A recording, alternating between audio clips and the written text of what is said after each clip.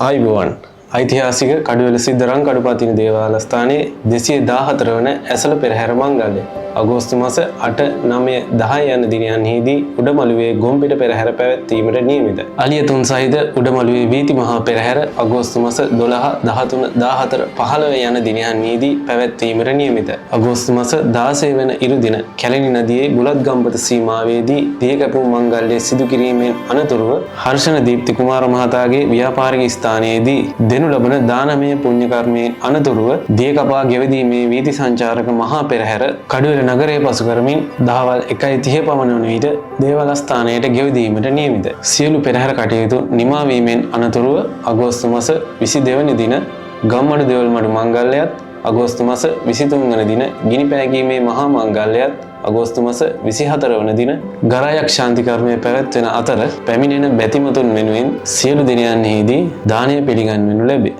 මෙම මා හැඟි දේව මංගල්‍යය සඳහා ඔබ සෑම සියලු දෙනාටම ගෞරවයෙන් යුතුව ආරාධනා කර සිටිමු.